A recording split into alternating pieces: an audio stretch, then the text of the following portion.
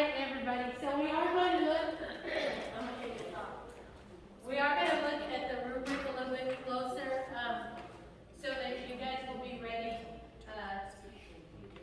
You guys will be ready for what to expect whenever we're doing this. The first thing we want to do is we're always modeling what we want, what we're expecting to see in the classrooms and things like that. And so on this, I'm going to do this process of a think aloud. I'm going to go ahead and let you guys see what I'm doing and see what I'm thinking in the same fashion that we want you guys letting the kids know what they should be doing and how they should be thinking. Because sometimes the kids aren't really sure what they need to be doing. So when I'm looking at this is the rubric, and you guys should have a rubric in your handouts. Is that in color? Sorry. Yeah, they're just regular black and white. But when I'm looking at this rubric, I'm going to start with my summary statement up here. What I'm looking at is that the teacher clearly and accurately communicates to support persistence, deeper learning, and effective effort. So you're looking at this with your students, and then this is where I'm going to start. Okay, so we're going to start breaking down the rubric. When I'm thinking about this, I'm looking to see what are like the key words that I find in this statement. What is it that I'm really looking to see? So I'm going to do this clearly. I'm going to support, and then I'm also going to look for deeper learning. So those are the things that I'm trying to establish as I'm doing this whole process. Okay. When I'm going to do this, when we're breaking down the rubric, Mr. Hernandez also talked about this, we always want to anchor in proficient. Proficient is a good solid place, it's a rock solid place to start. And so we're going to look at proficient and see what the pieces are that we really need to be focused on so that we're doing well, and then we'll look at how we can start building and getting better. So when we're looking at our proficient, we're going to look for words in there. So I'm going to give you guys a little bit, just kind of look down proficient and see some of the things that it says on that one.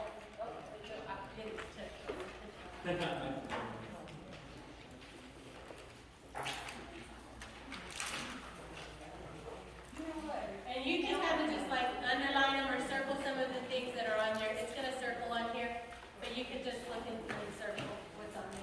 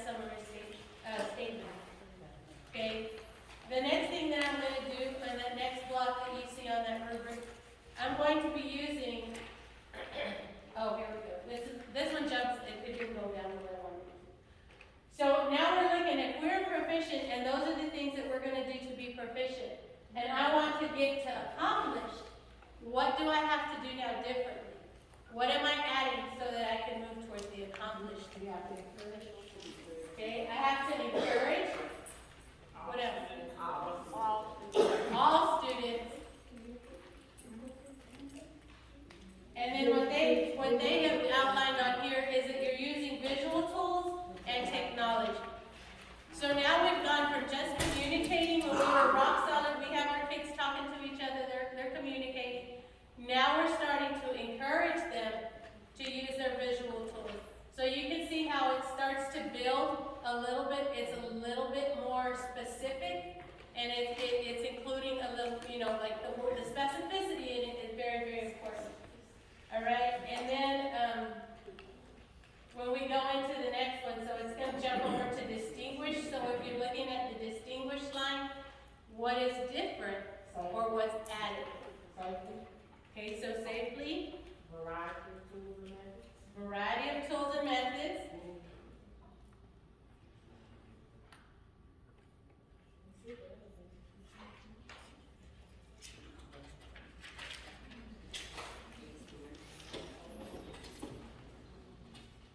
Okay, so when they're looking at that, yes, they have a variety of tools. And then, so now we see how we're moving, right? So we're getting better. We started with our basic understanding, and then we're starting to get better. And you see how you're building onto that. Now let's go over to the developing side and see what is happening if we're still in the development process. What is different there than when we started in the rock solid proficient category?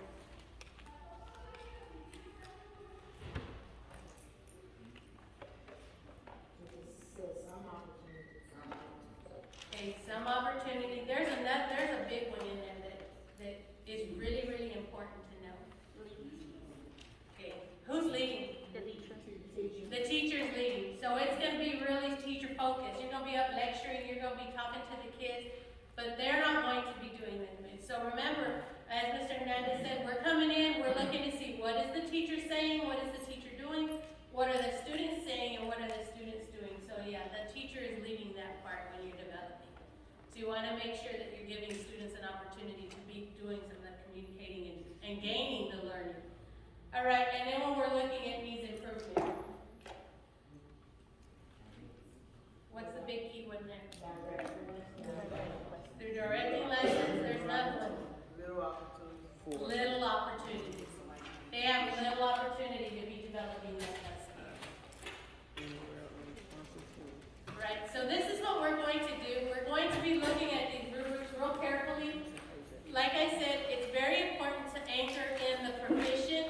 That's a good, solid place to be. It's more specific than TAP. We were used to TAP, but it's much more specific than TAP, and so this one is a good, solid place to be a rock star teacher in proficient.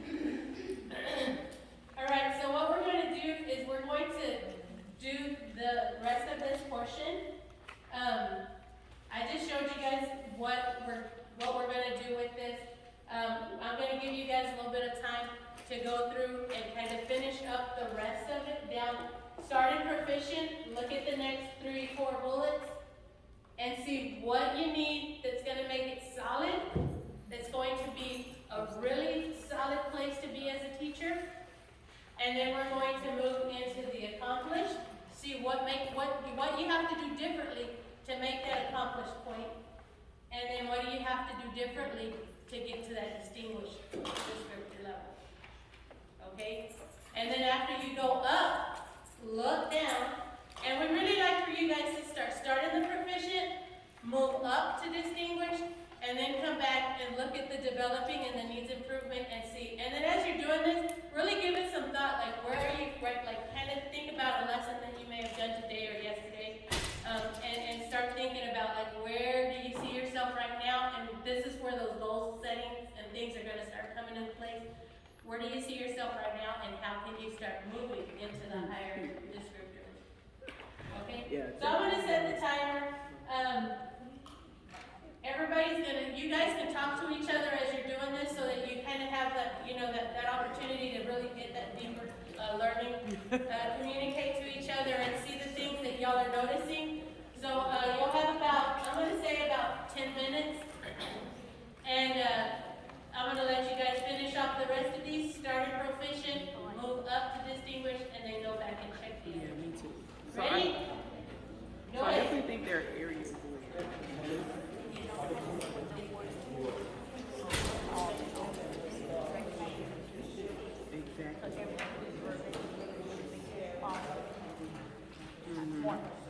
And so I definitely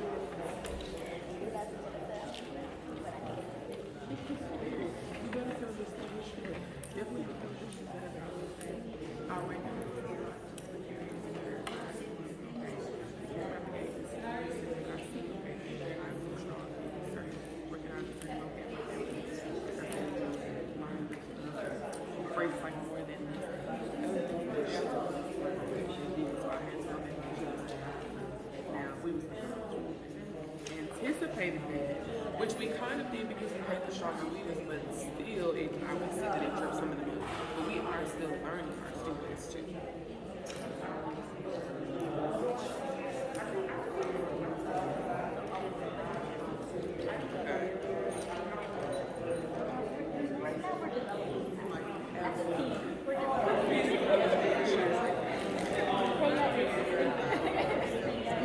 Yeah, he got that. Meanwhile.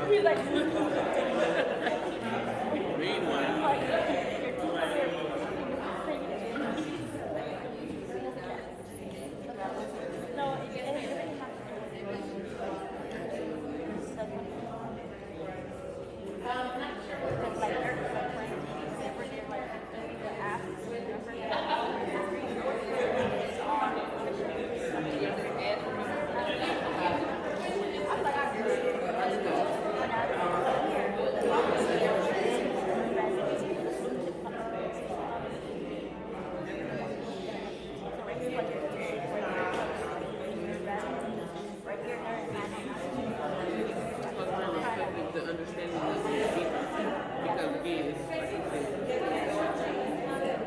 they're moving the class like they're, tell them they're more confident.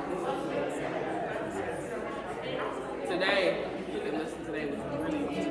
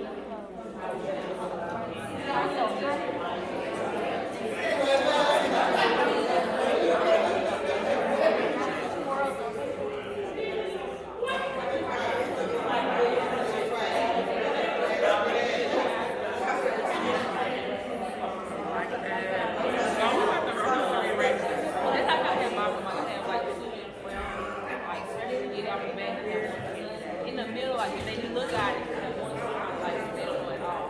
And so then I have a lot of them, they're able to get it from their own area. So I just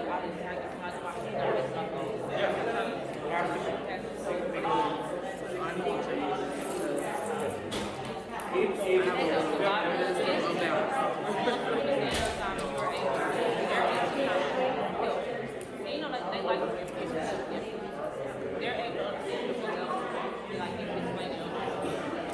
Everybody. They're just going to do it.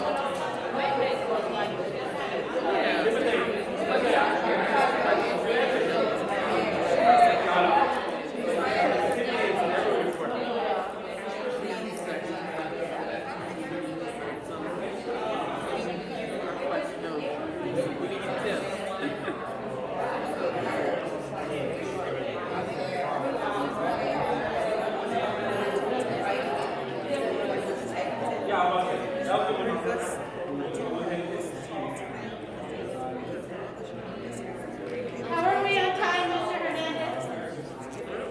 5 minutes. 5 minutes, bud.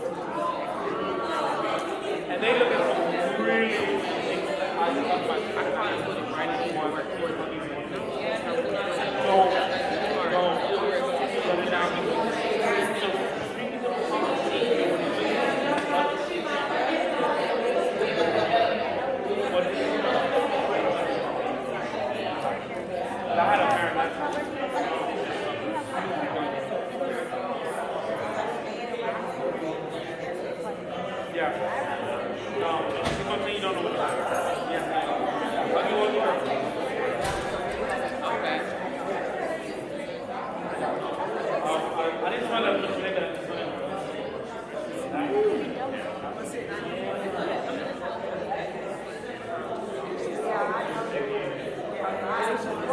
White out. The power, mine is the white car. 409 white car. No, not the cat.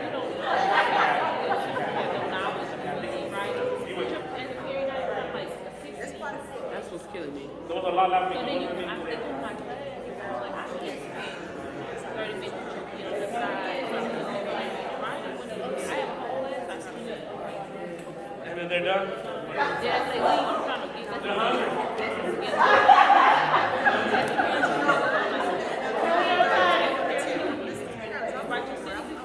One minute for 6.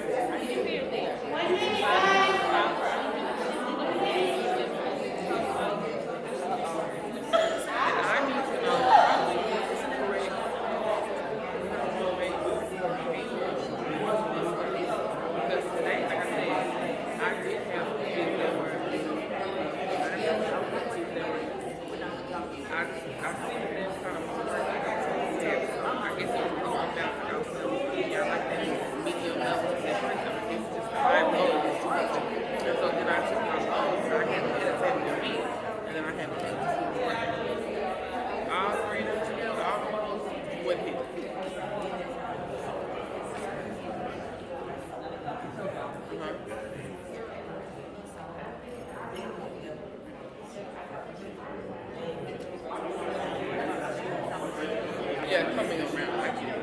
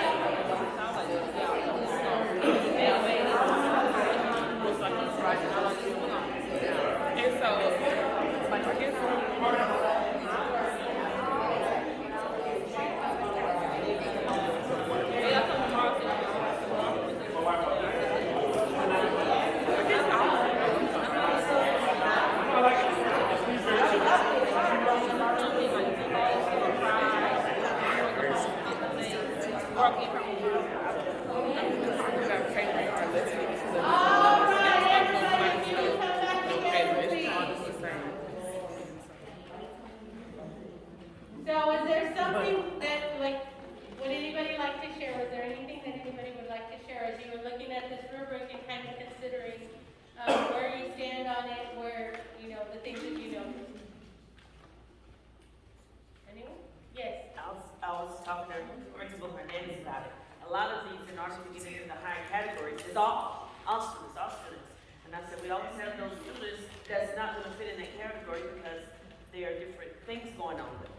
Okay. And I said, so how are y'all going to actually assess us if we know that all? He says, no class is perfect, which he understands that. And when we have that pre-conference, that's when we will talk to you guys about, okay, we have John here, and John is this. Everybody else should be, but John has this, we have this.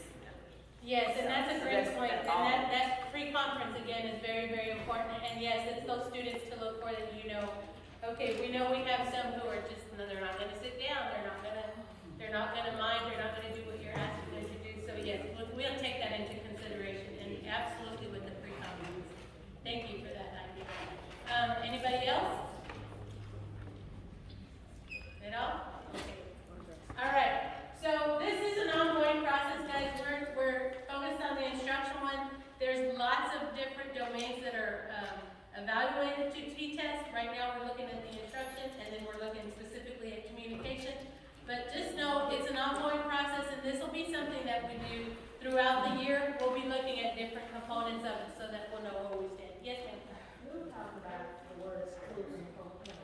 Can you give me your definition, explain the difference between those? Between clear and coherent?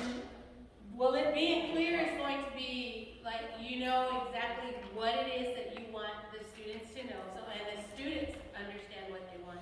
And then coherent for me is it's going to kind of align together. So the pieces are gonna have to align together, and they know what it is that they're supposed to be doing, you are communicating it clearly, and then you're making sure that the pieces all follow some level of Sequencing. sequence, so- yeah. So formatting, there's that's it. something that connects it all together, and that keeps it coherent. Because it won't be necessarily you doing 3 activities that have no connection whatsoever.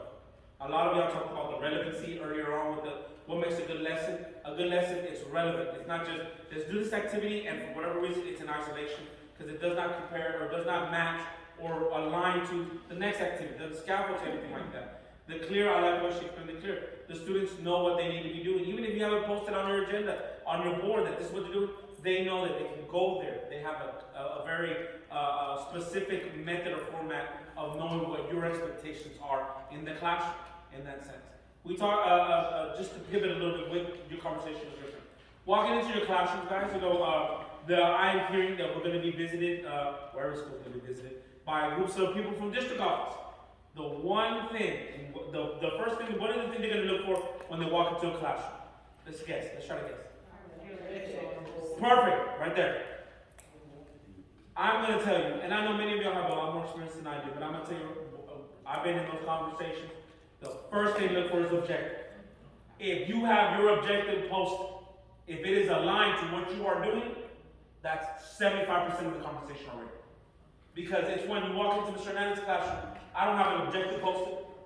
We're doing something, but then the question comes, you've already, what's Mr. Hernandez working on today? And so then let's go look at the lesson plan. We go look at the lesson plan. Okay? So the lesson plan says it's doing this, but they're doing something else. Then it cascades, guys. The easiest thing you can do to have is make sure you have a clear objective of what you're doing in the classroom. Please, please, please, guys. I'm just being just as forward as possible. That's the easiest thing that can happen. You have that, that's already half the battle. If it's aligned to what you're doing, that's another 25%. And then after that,